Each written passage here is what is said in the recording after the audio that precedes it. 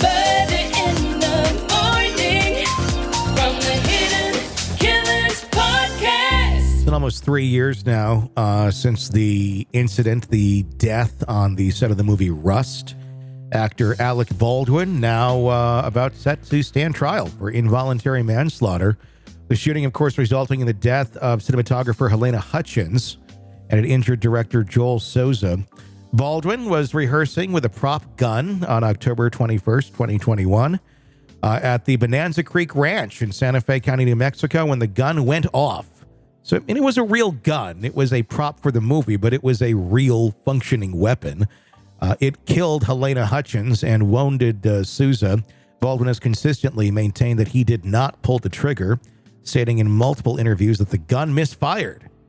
I was taking direction from Hutchins and pulled the hammer back as far as I could without cocking it, Baldwin told ABC News' George Stephanopoulos. However, FBI testing on the .45 caliber Colt prop revolver indicated that the gun would not have discharged without the trigger being pulled. Baldwin's attorney recently argued that the firearm was damaged during forensic testing, but their motion to dismiss the case was denied. Initially, Baldwin faced charges of involuntary manslaughter and a firearm enhancement charge, the latter of which was eventually dropped, reducing his potential prison sentence by 5 years. In March of 23, Special Prosecutor Andrea Reed stepped down, and the Santa Fe District Attorney Mary Carmack Oltwise resigned from the case. Special Prosecutors Carrie T. Morrison and Jason Lewis were appointed to take over. And then in April of 23, the charges against Baldwin were dismissed due to new facts in the case, according to prosecutors. However, they noted that this did not absolve Baldwin of criminal culpability, and the charges could be refiled. Over the following months, a special prosecutor and prosecutors continued to investigate. And then in October of 23, Baldwin and the prosecutors discussed a potential plea deal, but it was rescinded. In January 24, the New Mexico grand jury indicted Baldwin on one count of involuntary manslaughter. Baldwin's attorney, Luke Nickus and Alex Spiro, stated, "We look forward to our day in court," following Baldwin's indictment, saying, and after the union representing over 150,000 actors criticized the decision to recharge him.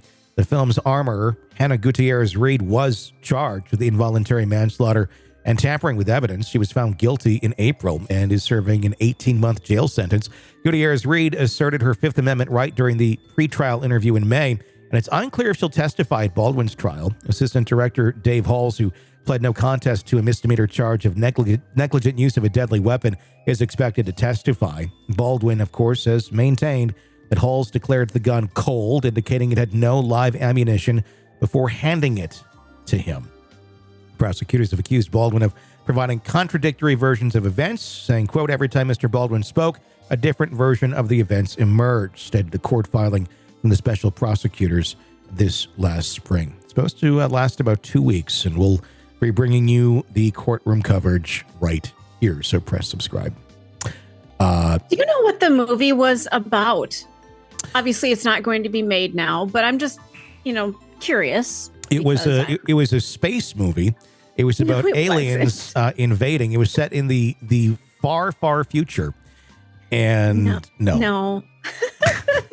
I do not. It was a Western of some sort. So somebody wronged somebody, and somebody had to get into gunfights, and there's probably some hookers in a bar and a lot of hats. So something like that. I don't know what the plot line originally was of the movie, though. Yeah, I don't know. I don't know that I ever would have seen it, to be honest with you. No. I mean, it was Was it worth it? Well, I mean, a lot of actors, a lot of people are doing lower budget stuff now, and series and things like that, because there just isn't a lot of big movies that are being made unless it's like superheroes.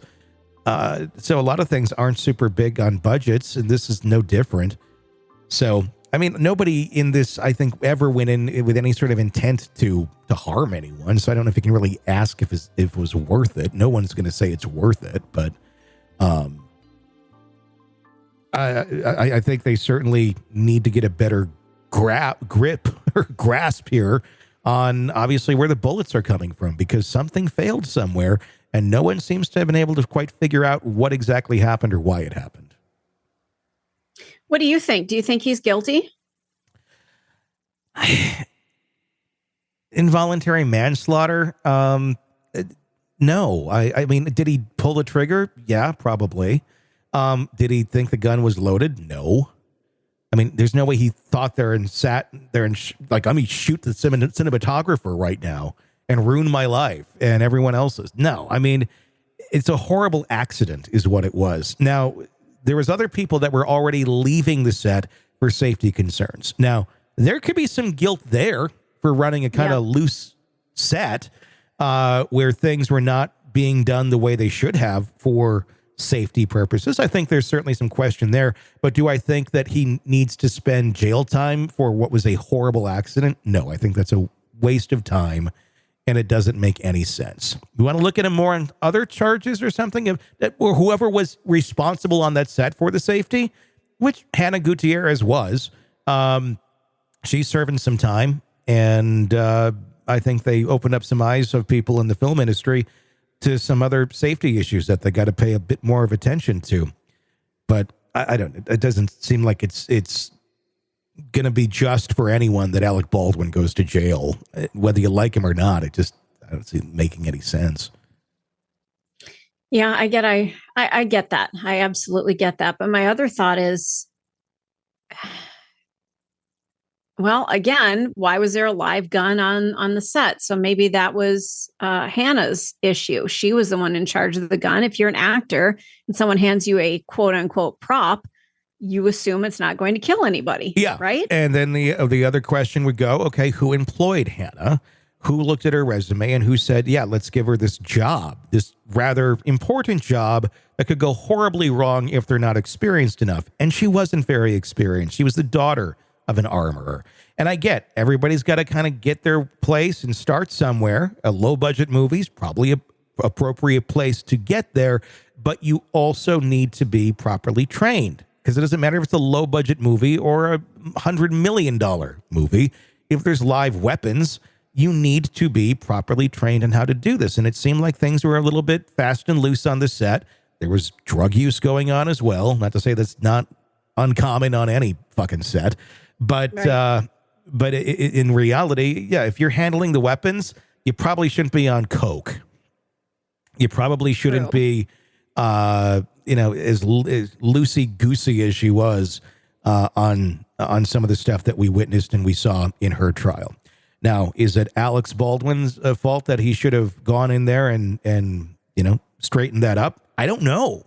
I don't know what his role was in that, in the filmmaking. I know he was a big part of it, but was it his job to be doing those sort of things and looking out for her and raising red flags if she wasn't qualified? Or is that somebody else that should have done that? I don't know the answer to that question. If it is him, yeah, there's some liability there and culpability there. But again, I think this was just a horrible, horrible accident that no one would imagine it would have happened. But when you play fast and loose with some of the rules and things like this, shit happens.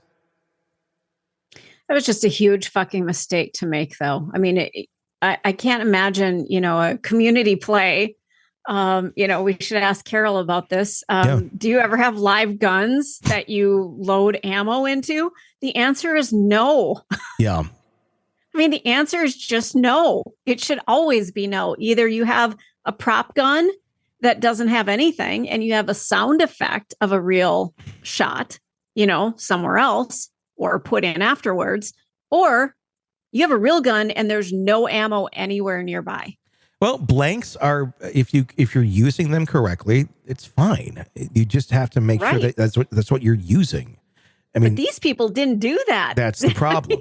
Yeah, that is the problem. Or they thought they did. They thought that they had blanks in there, but were not able to recognize and didn't double check or didn't know what to double check to make sure that it wasn't something that it shouldn't have been.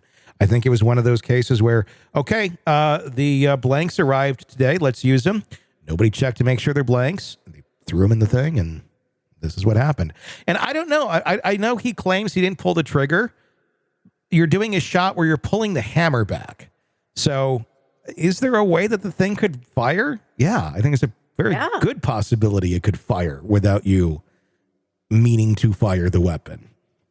You know? Especially, sorry, my cat just meowed right into the mic. Pardon me. Yeah. But he's got some thoughts too. I mean, most blanks, don't they have something on them that designates that they're a blank? For some reason, my mind is thinking that there's like an orange dot or something. Maybe I'm thinking of something else. No, I mean, it's something to do with the casing, and I couldn't tell you what it is because I'm not an expert in it, but I remember hearing about that during the previous trial of Hannah Gutierrez, where they kind of explained what to look for. And if you knew what to look for, which you would think a armor's specialist here would be knowing what they should be looking for, considering that's your fucking job. Right. So, yeah, to someone who's not familiar with arms and bullets, you wouldn't know. I wouldn't know if I just looked at it. But if you learned, yeah, you can figure that out. Well, it goes back to the meme. You had one job to do. Yeah. Yeah. Do it. Exactly. So it's it'll be interesting to watch the trial. We'll provide you with commentary every day as it moves forward here. We got it here on the Hidden Killers podcast on True Crime Today. And if you just want to follow the Alec Baldwin shooting trial by itself, you can do that. Just search Rust Movie Shooting Trial of Alec Baldwin wherever you get podcasts. We have a one-off channel right there that is strictly the Rust trial and the commentary as well. Want to listen ad-free? Want advance access to all of our interviews before anyone else? Become a True Crime Today Premium Plus subscriber on Apple Podcasts. You get every episode commercial-free. So you can binge on true crime until you can binge no more. Search True Crime Today Premium Plus on Apple Podcasts now, or go to our podcast page and sign up now. More of the Hidden Killers podcast next.